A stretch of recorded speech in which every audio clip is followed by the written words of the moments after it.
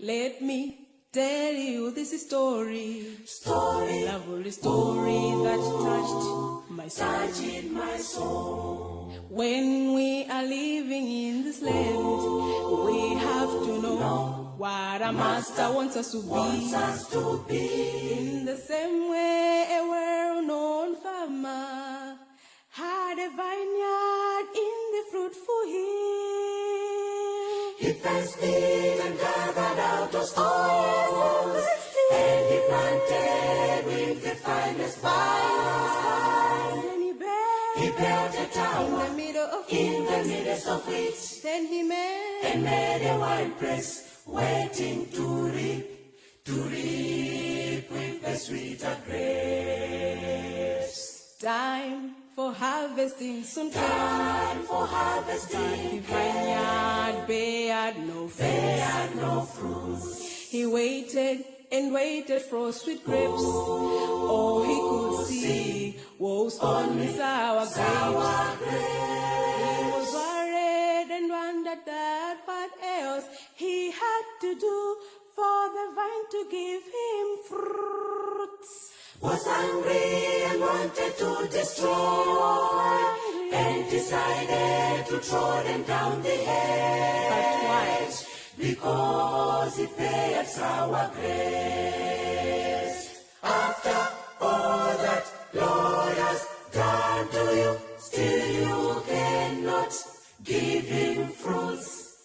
After all blessings God gave to you, still you cannot give him fruits. After all that Lord has done to you, still you cannot give him fruits. After all blessings God gave to you, still you cannot give him fruits.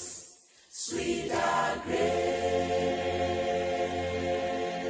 Listen, Jesus Christ is speaking. Must Speaking be an example on our daily life. He's kind, merciful, and love. And these are fruits he expected out of us. On the cross he died for sins, sacrificing his life for you and me.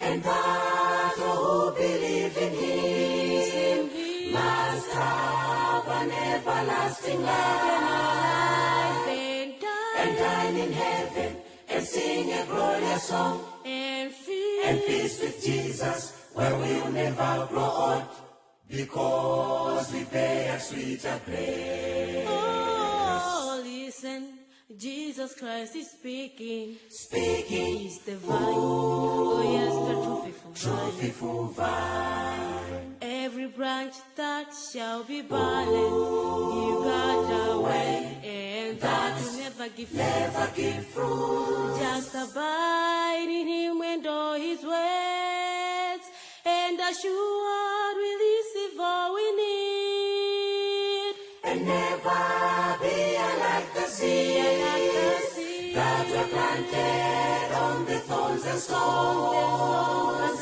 but be like seeds on fertile land.